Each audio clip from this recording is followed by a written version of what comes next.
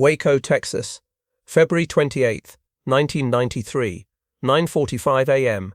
3 cattle trailers roll down a dirt road east of Waco. Inside are 76 agents from the Bureau of Alcohol, Tobacco and Firearms. They wear black tactical gear and carry MP5 submachine guns and M16 rifles. The trailers slow as they approach a cluster of buildings surrounded by a wooden fence. The main structure is a sprawling compound made of plywood, corrugated metal and concrete blocks. A watchtower rises from the center. This is Mount Carmel Center, home to a religious group called the Branch Davidians. The man who leads them is David Koresh. He is 33 years old. His real name is Vernon Wayne Howell. He changed it in 1990. Koresh is Hebrew for Cyrus, the Persian king who freed the Jews from Babylon. David is the king of Israel. He tells his followers he is the final prophet. He says he alone can open the 7 seals described in the book of Revelation. He says the end of the world is coming, and only those who follow him will be saved. The ATF has a warrant. It accuses Koresh of stockpiling illegal weapons. The warrant lists AR-15 rifles, grenades, and materials to convert semi-automatic weapons to full automatic. The agency has been watching Mount Carmel for months. Undercover agents rented a house across the road. They posed as college students. They recorded deliveries of gun parts and ammunition. They interviewed former members who described a compound armed like a fortress. The operation is called Showtime. The ATF plans to execute a dynamic entry. They will hit the front and back doors simultaneously. They will use speed and surprise. The goal is to secure the compound before the Davidians can organize resistance. The agency expects some armed response, but they believe overwhelming force will prevent a prolonged fight. The trailers stop 100 yards from the gate. Agents pour out. They split into teams. One group runs toward the front door. Another circles toward the back where Koresh's living quarters are located. A third team carries ladders. They plan to breach the second-floor windows and secure the arsenal, which intelligence suggests is stored in a room above the chapel. As the agents advance, a man steps out of the front door. His name is Perry Jones. He is 64 years old and the father-in-law of David Koresh. He raises his hand. He does not hold a weapon. He shouts something the agents do not hear. Then gunfire erupts. No one agrees on who shoots first. The ATF says the Davidians opened fire from windows and the watchtower. Survivors inside the compound say the agents fired first, through the front door, killing Perry Jones instantly. What is certain is this: within seconds, dozens of weapons are firing. The sound is continuous and deafening. The agents at the front door take cover behind vehicles and a low brick wall. Bullets tear through the trailers. Glass shatters. Metal pings and sparks. The team attempting to breach the second floor reaches the roof. They prop ladders against the building. As agents climb, they are met with gunfire from inside. Bullets punch through the plywood walls. Agent Conway LeBleu reaches the top of a ladder. He is shot in the head. He falls. Agent Todd McKeehan is behind him. He is shot multiple times and falls from the roof. Both men are killed. Inside the compound, David Koresh is in his room on the second floor. He hears the engines. He looks out and sees the trailers. He knows what is happening. He has been preaching about this moment for years. He told his followers the government would come. He called it Babylon. He said there would be a final confrontation and they would have to defend themselves. He grabs a rifle and moves into the hallway. There are approximately 130 people inside Mount Carmel. About 40 are children. Many of the adults are armed. Koresh has been training them for months. They run drills. They practice moving through the compound during simulated raids. They sleep in their clothes. Guns are stored in every room. The Davidians fire from windows on all sides of the building. The ATF agents are exposed. The nearest cover is 50 yards away. Agents Steve Willis and Robert Williams are near the front door. Both are shot. Williams dies immediately. Willis is wounded and dies later. 4 ATF agents are now dead. More than a dozen are wounded. The firefight lasts for 2 hours. Agents call for reinforcements. Local law enforcement arrives, but they are not equipped for this level of combat. The ATF requests a ceasefire. They want to retrieve the wounded. At approximately 11:30 a.m., the firing stops. David Koresh picks up the phone inside the compound. He dials 911. A dispatcher answers. Koresh's voice is calm but strained. He says, "There are children in here. People are dying. Tell them to back off." The dispatcher connects him to Jim Kavanagh, a senior ATF negotiator. Koresh says, "You brought a war to my door. I gave you the opportunity to leave. Why didn't you leave?" Kavanagh tries to de-escalate. He says they can work this out. Koresh says, "You killed my father-in-law. You killed my brother-in-law. You wanted a war, and now you've got one." While they talk, agents pull the dead and wounded from the field. Steve Willis is dragged behind a trailer. Conway LeBlou's body is carried from the base of the ladder. Inside the compound, Perry Jones is dead. Another man, Peter Gent, is shot in the chest. He is alive but bleeding heavily. A British man named Michael Schroeder is outside the compound when the shooting starts. He tries to return. Law enforcement mistakes him for an armed attacker and shoots him. He dies in a field 200 yards from the main building. The ATF withdraws. They establish a perimeter 1 mile from the compound. Agents set up roadblocks on all access roads. Helicopters circle overhead. The FBI is notified. Within hours, the case is transferred. The siege of Mount Carmel has begun. David Koresh is wounded. A bullet entered his side and exited through his back. He does not seek medical attention.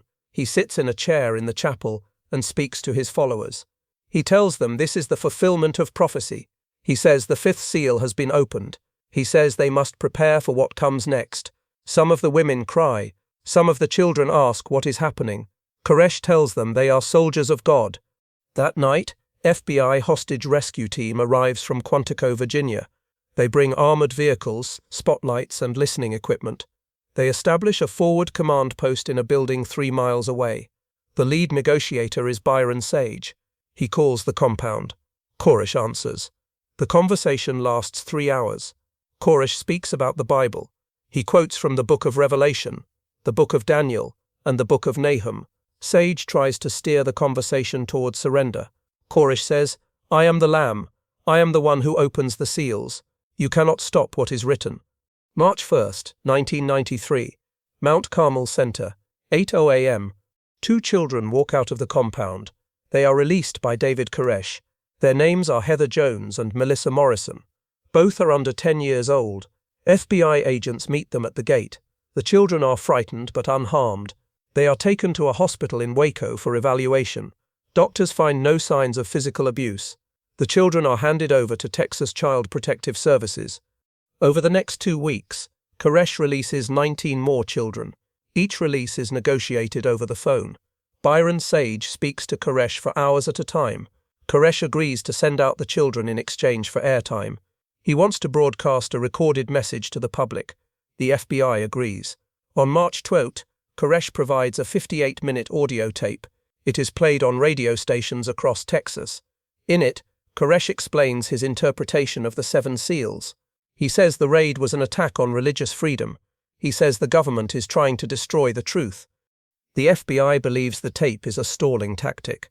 They expect Koresh to surrender after it airs. He does not. Instead, he stops answering the phone for 2 days. On March 4th, the negotiations resume. Koresh says God is still speaking to him. He says he cannot leave until he receives permission. Sage asks what that means. Koresh says, "When the Lord is ready, I'll know." 85 people remain inside the compound. The FBI identifies them by name using phone records, mail-order purchases, and interviews with former members. There are 25 children still inside. The youngest is 5 months old. The adults range in age from 16 to 60. Most are Americans, but there are British, Australian, Canadian, and Israeli nationals. Many joined the group because they believed Koresh was a prophet. Some have been with him for over a decade. The FBI sets up loudspeakers around the perimeter. At night, they play sounds at high volume. The sounds include crying rabbits, Tibetan monk chants, jet engines, and Nancy Sinatra's "These Boots Are Made for Walking." The goal is to create psychological pressure. The tactic is based on methods used in Panama in 1989 to force Manuel Noriega from the Vatican Embassy. Inside Mount Carmel, the Davidians cover the windows with blankets. They stuff cloth in the cracks around doors. The sound is constant and disorienting. The FBI also cuts the power. On March 9th, electricity to the compound is shut off. Koresh responds by using generators. The FBI cuts the phone lines. Only one line remains active, and it is controlled by the FBI. Koresh can no longer call out. He can only answer when the FBI calls him. Food becomes an issue.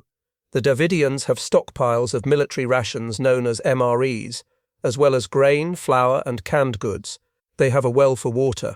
The FBI calculates they can survive for months. To speed the process, agents deny requests for supplies. Koresh asks for milk for the children. The FBI refuses. He asks for medicine. The FBI says only if more children are released. Koresh releases 2 more children, and the FBI sends in limited medical supplies. On March 12, David Koresh speaks on the phone with his mother, Bonnie Haldeman. She begs him to surrender. She says the children are in danger. Koresh says, "Mama, I can't. This is what I was born for. If I walk out, I betray everything I've taught." Bonnie cries. She asks to speak to the children. Koresh refuses. The call ends after 20 minutes. Outside, the media presence grows. Television trucks line the roads leading to Mount Carmel. Reporters broadcast live updates. The siege becomes a national story. Public opinion is divided. Some view Koresh as a dangerous cult leader who brainwashed his followers. Others see the government as overreaching, using excessive force against a religious community. Protests form outside the FBI perimeter. Signs read, "Remember Waco," and "Religious freedom under attack." The FBI conducts interviews with the people who left the compound. They describe a community centered entirely on David Koresh. He controls when people sleep, what they eat, and who they marry. Several women describe sexual relationships with Koresh. They say he claimed all the women in the group were his wives. Former members say Koresh told men they must be celibate, but he was allowed to have relations with any woman, including girls as young as 12. Some women confirm this. They say they believed it was God's will. The FBI forwards this information to the media. Stories appear describing Koresh as a polygamist who abused children. Newspapers publish timelines of his life. He was born Vernon Wayne Howell on August 17, 1959, in Houston, Texas. His mother was 14 when she gave birth. His father left before he was born. He grew up poor and struggled in school. Teachers said he had dyslexia. He dropped out in 9th grade. He joined the Seventh-day Adventist Church as a teenager. He was expelled in 1981 for claiming he was a prophet. In 1981, Koresh moved to Waco and joined the Branch Davidians. The group was led by Lois Roden, a woman in her 60s. Koresh became her student. He studied the Bible intensely. He memorized entire books. Lois believed he had a gift. When she died in 1986, a power struggle erupted. Lois's son, George Roden, claimed leadership. Koresh challenged him. In 1987, Koresh and 7 followers raided Mount Carmel. They were armed with rifles. They claimed they were trying to collect evidence that George had desecrated a grave. A gunfight occurred. George was wounded. Koresh was arrested and tried for attempted murder. The jury deadlocked. Koresh was released. George Roden was later convicted of murder in an unrelated case and sent to a mental institution. Koresh took control of Mount Carmel in 1988. He spent the next 5 years consolidating power. He recruited followers from Seventh-day Adventist congregations across the United States, Britain, and Australia. By 1993, the group numbered over 100. Inside the compound, life follows Koresh's rules. He preaches for hours each day. His sermons are recorded on cassette tapes. Members listen to them repeatedly. Koresh teaches that the end times are imminent. He says the United States government is the Babylon described in Revelation. He says a final battle will occur, and the faithful will be taken to heaven. To prepare, he instructs members to stockpile weapons and food. The weapons cache is extensive. The ATF warrant lists over 200 firearms, including AR-15 rifles, AK-47 rifles, shotguns, and handguns. The Davidians also possess gun parts, ammunition, and explosive materials. Koresh claims the guns are legal. He says they are for resale at gun shows. The ATF contends some weapons have been illegally modified to fire automatically. On March 19, the FBI brings in tanks. 2 M728 combat engineer vehicles are positioned near the compound. The tanks are equipped with bulldozer blades. The FBI says they are for defensive purposes. That night, the tanks move closer. They crush vehicles parked near the compound.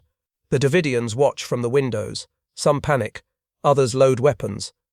David Koresh calls the FBI. He is angry. He says, "You're wrecking our property. You're threatening us. This is our home." Byron Sage says the operation is controlled and safe. Koresh says, "If you come in here, people will die. I won't be responsible for what happens." The call ends. The tanks withdraw but remain visible. Negotiations deteriorate. Koresh becomes less cooperative. He speaks in biblical parables. He refuses to discuss surrender timelines. Sage grows frustrated. He consults with FBI leadership. Plans are drafted for a tactical resolution. The options include using tear gas to force the Davidians out. The plan is presented to Attorney General Janet Reno. She is skeptical. She asks about the risk to children. The FBI assures her the gas is non-lethal. Reno does not approve the plan yet. April 7, 1993. Mount Carmel Center. 3 p.m. David Koresh writes a letter. It is addressed to his lawyer, Dick DeGuerin. The letter is delivered by FBI negotiators. Koresh writes that he has been commanded by God to wait. He says he is writing a manuscript explaining the 7 seals. When the manuscript is complete, he will surrender. He says this is his final offer. He estimates the work will take several weeks. DeGuerin visits the compound twice in early April. He is allowed inside under FBI supervision. He meets with Koresh face to face. DeGuerin finds him lucid and determined. Koresh shows him the manuscript. It is handwritten on yellow legal pads. Pages are filled with dense scriptural references and interpretations. Koresh says he works on it for hours each day. DeGuerin believes him. He reports back to the FBI. He says Koresh is sincere. He recommends giving him time. The FBI does not believe it. Agents think Koresh is stalling. They point to past promises he broke. On March 2, Koresh said he would surrender after his radio message aired. He did not. On March 15, he said he would come out after Passover. Passover came and went. The FBI concludes Koresh has no intention of leaving. On April 12, FBI commanders recommend the tactical plan to Janet Reno. She asks detailed questions. How will the gas be delivered? What is the risk to children? What if the Davidians shoot at the tanks? The FBI explains the plan. Tanks will punch holes in the building and inject CS gas. CS gas is a form of tear gas. It causes burning in the eyes, throat, and lungs.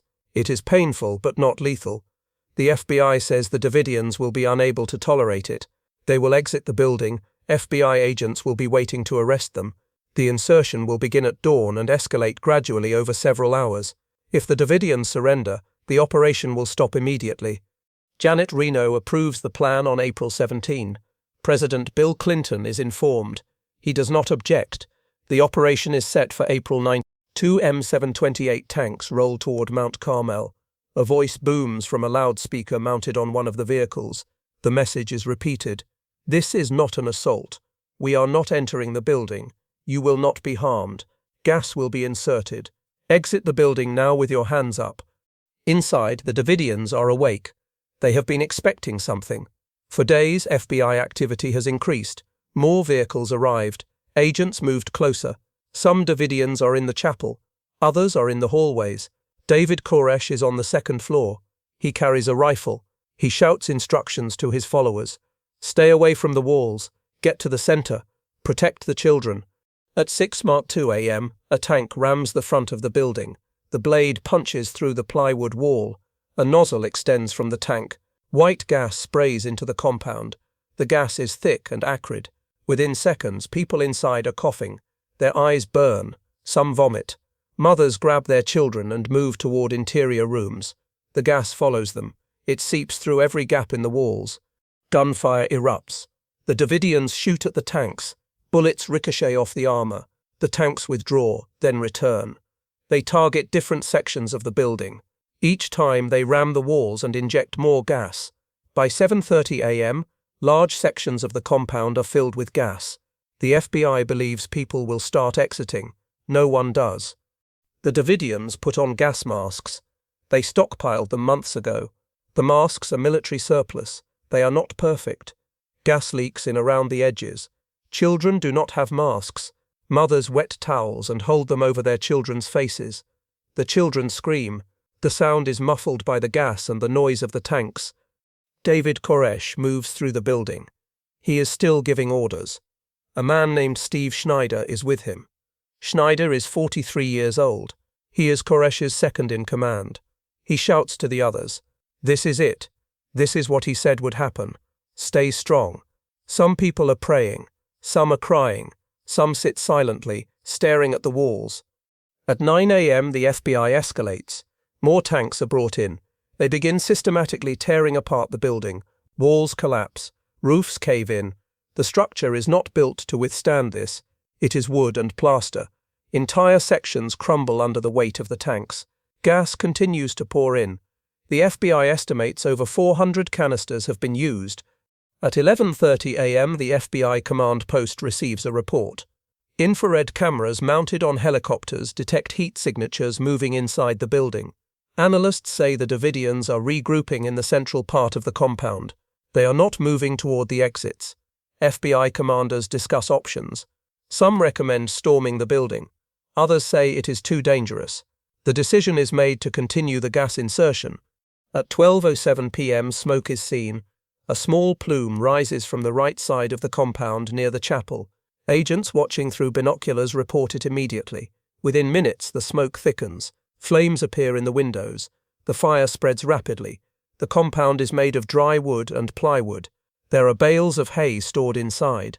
Fuel for generators is kept in barrels. The fire moves through the building like a wave. FBI agents watching from the perimeter radio the command post. "We have fire. Multiple points. It's spreading fast." Commanders order fire trucks to move in. There are 3 fire engines on standby 1 mile away. They begin rolling toward the compound. They are told to wait for clearance. The FBI does not know if the Davidians will shoot at the firefighters. The tanks are ordered to pull back. At 12:15 p.m., the fire is out of control. Flames shoot through the roof. Black smoke fills the sky. The wind pushes the smoke east. Agents near the perimeter can smell burning wood and plastic. Some smell something else. They do not say what it is. At 12:20 p.m., the fire trucks are cleared to approach. They arrive at 12:30 p.m. By then, most of the compound is engulfed. Firefighters spray water on the flames, but the structure is collapsing. The heat is so intense they cannot get close. They focus on preventing the fire from spreading to nearby buildings. 9 people escape the compound during the fire. They run out through holes in the walls. Some are on fire. They roll on the ground to extinguish the flames. FBI agents and firefighters rush to help them. The survivors are taken to ambulances. They are burned, disoriented, and hysterical. They scream about people still inside. Agents ask where the others are. The survivors do not answer. They are too traumatized to speak coherently. At 12:45 p.m., the main structure collapses. The roof falls inward. Walls buckle and disintegrate. The watchtower, which stood over the compound for years, tilts and crashes into the rubble. The fire burns for another 2 hours. By 3 p.m. there is nothing left but charred wood, twisted metal, and ash. April 19th, Mount Carmel Center. Fire investigators enter the site. The ground is still hot. Smoke rises from piles of debris. The smell is overwhelming. Investigators wear respirators. They move carefully through the wreckage. They are searching for bodies. The first body is found at 4:30 p.m. It is near what used to be the front entrance. The body is burned beyond recognition. Investigators mark the location and continue searching. By nightfall, they have found 17 bodies. The search is suspended. Portable lights are brought in. The work resumes the next morning. Over the next 2 weeks, investigators recover 76 bodies. Many are found in the concrete bunker beneath the chapel. They are huddled together. Autopsies reveal the cause of death for most is smoke inhalation. Some died from burns. Some died from gunshot wounds. 9 people, including David Koresh, died from gunshots to the head. The medical examiner cannot determine if the wounds were self-inflicted or if they were shot by others. 23 of the dead are children. The youngest is 5 months old. Some children are found with their mothers. Others are found alone in corners and under collapsed walls. Dental records and DNA testing are required to identify many of the bodies. The process takes months. David Koresh's body is identified by dental records. He is found in a second-floor room near the center of the compound. He has a gunshot wound to the forehead. A rifle is near his body. Steve Schneider is found next to him. He also has a gunshot wound to the head. Investigators conclude they died before the fire consumed that section of the building. The FBI opens an investigation into the cause of the fire. Arson investigators examine the wreckage. They find evidence of accelerants.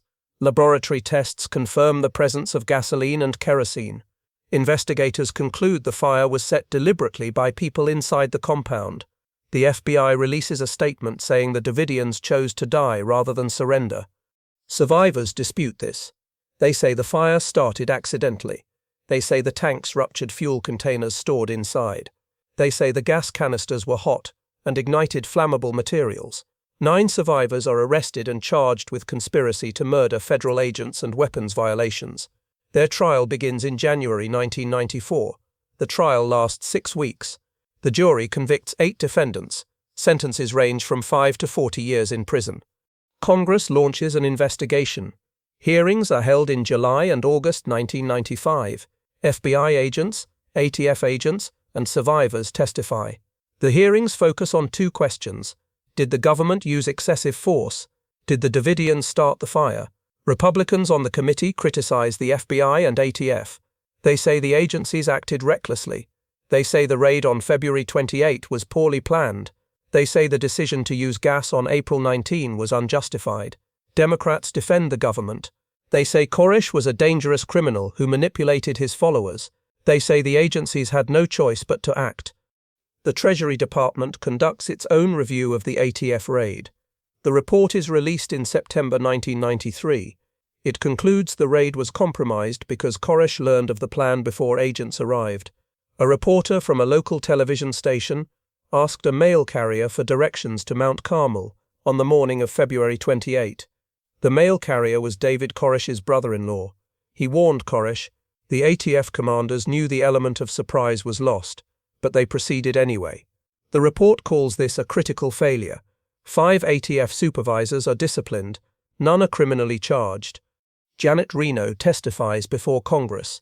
She defends the decision to approve the gas plan. She says she was told the children inside were being abused. She says she believed the gas would end the standoff without further loss of life. She accepts responsibility for the outcome. President Clinton also defends the operation. He says the fault lies with David Koresh. He says Koresh could have surrendered at any time. Independent analysts review the FBI's audio and video recordings. The recordings include infrared footage from aircraft circling the compound. Some analysts claim the footage shows flashes consistent with gunfire coming from government positions. They suggest FBI agents fired into the compound during the siege. The FBI denies this. The Justice Department commissions an independent review. The review concludes there is no evidence FBI agents fired shots on April 19. The debate continues for years. Documentaries are made. Books are written. Some portray Koresh as a martyr. Others portray him as a manipulator who led his followers to their deaths. The site of Mount Carmel becomes a pilgrimage destination for anti-government groups. A small chapel is built near the ruins. Visitors leave flowers, flags, and signs. Timothy McVeigh visits the site in March 1993, during the siege. He sells bumper stickers that say, "Fear the government that fears your gun." 2 years later, on April 19, 1995, McVeigh detonates a truck bomb outside the Alfred P. Murrah Federal Building in Oklahoma City. The explosion kills 168 people, including 19 children. McVeigh says the bombing is retaliation for Waco. He chooses the date to mark the 2nd anniversary of the fire. Waco changes how federal agencies handle standoffs. The FBI revises its policies on negotiations and tactical operations. Training programs emphasize patience over force. The ATF reforms its procedures for executing warrants on fortified locations. The Department of Justice establishes oversight protocols for operations involving religious groups. The families of the dead file lawsuits. They sue the federal government for wrongful death, negligence, and civil rights violations. The cases are consolidated. The trial begins in June 2000. It lasts 7 weeks. The jury rules in favor of the government. The judge finds that the actions of federal agents were justified. The families appeal. The appeals are denied. The Branch Davidians do not disappear. A small group of survivors rebuilds on the site. They construct a new chapel and living quarters. By 2000, fewer than 10 people live there.